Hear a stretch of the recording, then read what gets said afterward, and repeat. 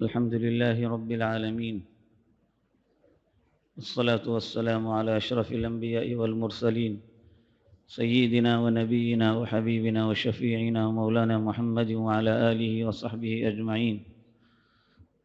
يقلب الله الليل والنهار إن في ذلك لعبرة لأولي الأبصار. صدق اللہ العظیم.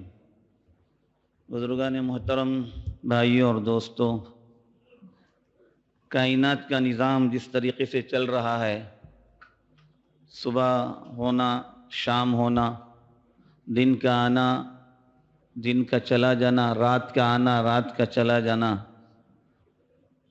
سورج کا طلوع ہونا پھر غروب ہونا، چاند کا طلوع ہونا پھر غروب ہونا، یہ سب اللہ تعالیٰ فرما رہے ہیں یقلب اللہ اللیل والنہار. دن اور رات کو اللہ تعالیٰ پلٹ رہے ہیں، دن کے بعد رات، رات کے بعد دن لا رہے ہیں. اور پھر اس کے بعد فرمایا ان فی ذلک لعبرۃ لأولی الابصار.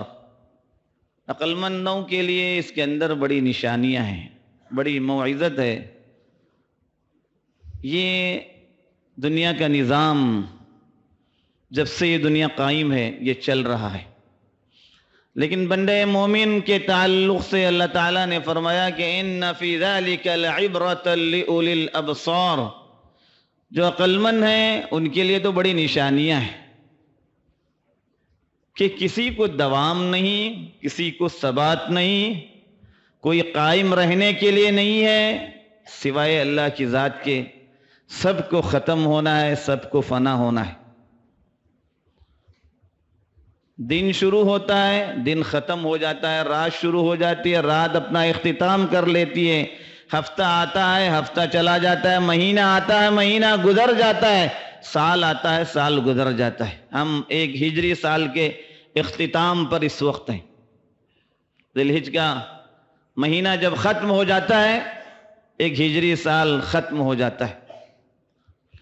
زندگی کا ایک دن جب ہمارا ختم ہوتا ہے ہمیں یہ عبرت ملتی ہے کہ دن تمہاری جو ہے دنیا کے دن ختم ہو گئے. ہمارا ایک دن جب ہم گزار لیتے ہیں تو ہمارے لیے اس بات کے اندر نصیحت و عبرت ہے کہ ہماری زندگی کا بھی ایک دن چلا گیا، ایک دن ختم ہو گیا. ایک سال ختم ہو رہا ہے، ہماری زندگیوں کا بھی ایک سال ختم ہوا. اللہ نے جو زندگیاں بندوں کے لیے مقرر کی تھی اس زندگی کے اندر سے ایک دن اور ایک سال چلا گیا. اب وہ سال واپس لوٹ کر کبھی نہیں آ سکتا. جو گزر گیا گزر گیا، واپس آنے والا نہیں. اور انسان جیسے جیسے اس کے وہ دیکھتا ہے کہ صبح ہوتی ہے، شام ہو رہی ہے، ہفتہ گزر رہا ہے، مہینہ گزر رہا ہے، سال گزر رہا ہے، وہ دنیا سے دور ہوتا جا رہا ہے، آخرت سے قریب ہو رہا ہے. اب دنیا کے اندر مزید اس کو زیادہ نہیں رہنا ہے، کم رہنا ہے. دنیا کے اندر رہنے کی جو عمر اللہ نے مقرر کی تھی اس کی زندگی سے وہ وقت ختم ہو چکا. ہر انسان کو جانے والا دن، جانے والا ہفتہ، مہینہ، سال یہ نصیحت کر کے چلا جاتا ہے، یہ بتا کر جاتا ہے کہ تمہاری اپنی زندگی سے بھی چلا گیا، پھر میں نہیں لوٹوں گا کبھی، پھر میں نہیں کبھی آؤں گا. عقل مند انسان وہ ہوتے ہیں جو اپنی زندگیوں کے تعلق سے محاسبہ کر لیتے ہیں، دیکھتے ہیں کہ میں نے اس گزشتہ سال کے اندر کیا کچھ کیا.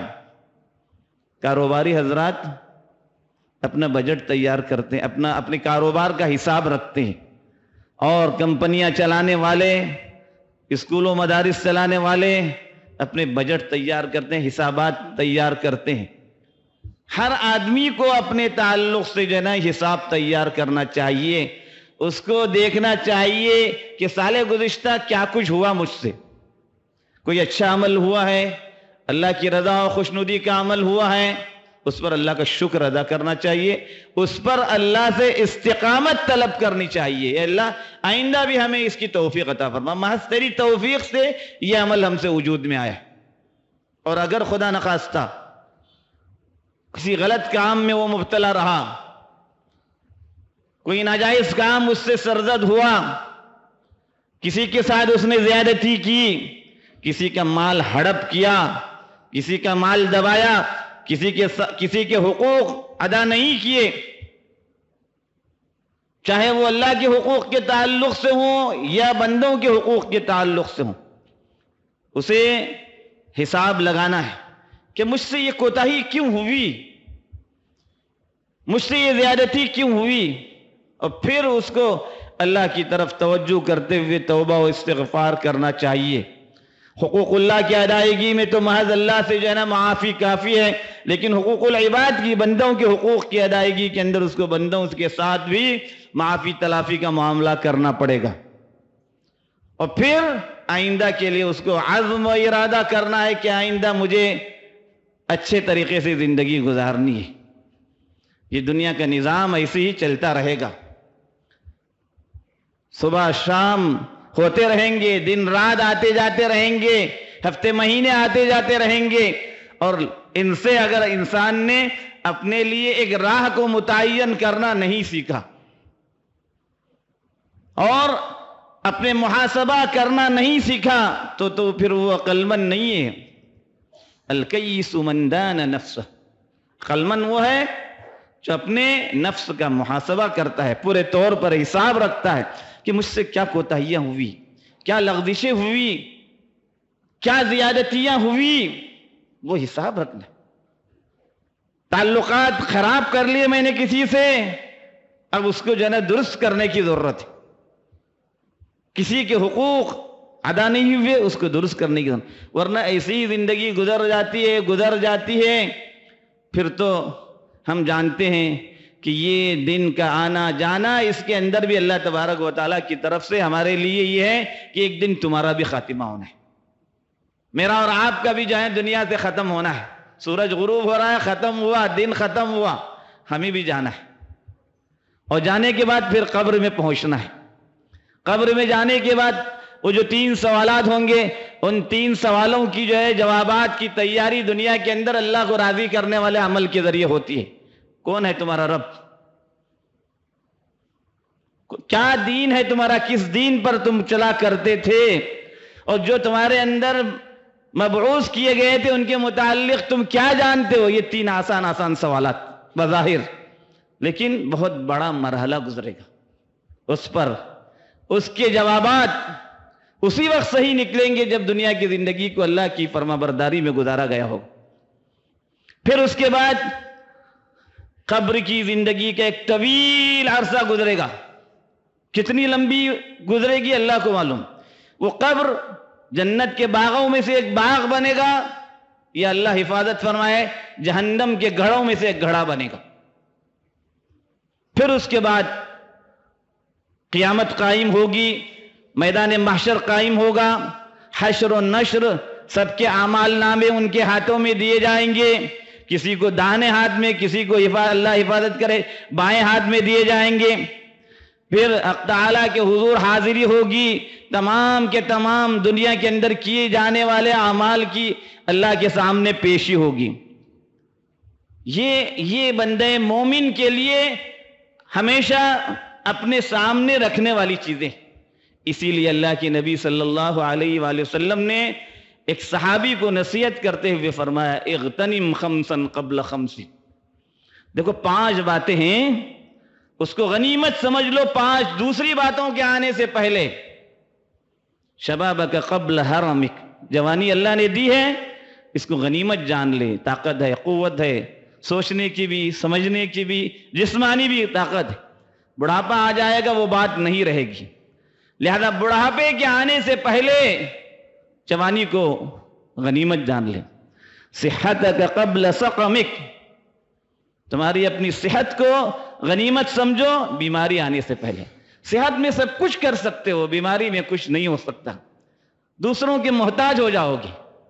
بڑھاپے میں، بیماری میں آدمی دوسروں کا محتاج ہو جاتا ہے، تو آپ نے فرمایا جوانی کو غنیمت جانو بڑھاپا آنے سے پہلے، صحت کو غنیمت جانو بیماری کے آنے سے پہلے۔ اور اللہ کے نبی صلی اللہ علیہ وسلم نے جو فرمایا صحتک قبل سقمک فراغک قبل شغلک، اللہ نے فارغ البالی دی ہے، وقت فارغ ہے تمہارے پاس، اس فارغ وقت سے فائدہ اٹھا سکتے ہو، مشغولیات آ جائے گی فائدہ نہیں اٹھا سکو گے۔ اسی طرح فرمایا غناک قبل فقرک، اللہ نے تونگری دی ہے، اس تونگری سے فائدہ اٹھاؤ۔ وقت آ سکتا ہے کہ تونگری ختم ہو جائے اور فقیری واپس آ جائے، پھر فقیری کا دور آئے گا تو اس تونگری میں جو کچھ کرتے تھے نہیں کر سکو گے، لہذا ان کو غنیمت جانو۔ آخر میں فرمایا حیاتک قبل موتک، زندگی کو غنیمت جانو موت کے آنے سے پہلے۔ موت کو تو آنا ہی ہے، بڑھاپا آئے گا اگر زندگی اللہ نے دی، بیماری آ سکتی ہے، اللہ نے چاہا تو بیماری آ سکتی ہے، فراغت نکل کر کے آدمی کو مشغولیت آ سکتی ہے، مختلف کاموں میں آدمی مشغول ہو جائے گا، بیوی بچوں میں، نواسے پوتیوں میں اور دوسرے گھر کے جھمیلوں میں مشغول ہو جائے گا، تو آدمی کے پاس کوئی چیز باقی رہنے والی نہیں ہے، زندگی بھی باقی رہنے والی نہیں ہے۔ آپ نے فرمایا آخر میں کہ دیکھو زندگی اللہ نے دی ہے، اسے غنیمت جاننا، موت آنے سے پہلے پہلے اس کو غنیمت جاننا، اپنا محاسبہ کرنا، یہ بندے مومن کا کام ہوتا ہے۔ زندگی کا 1 سال ہمارا ختم ہوا، ہم محاسبہ کریں، حساب لگائیں کہ ہم نے کیا کچھ کیا تھا اس کے اندر، کیا ہم سے جو ہے کوتاہیاں ہوئی ہے، اس پر اللہ سے توبہ و استغفار کی ضرورت ہے، اور آئندہ سے اچھے آدمی کی ضرورت ہے۔ اللہ سے دعا ہے کہ اللہ تعالیٰ ہمیں ان باتوں کی صحیح سمجھ عطا فرمائے، ایمان کی سلامتی کے ساتھ ہم سبوں کو اللہ تعالیٰ اپنے وقت پر ایمان پر خاتمہ نصیب فرمائے، آمین۔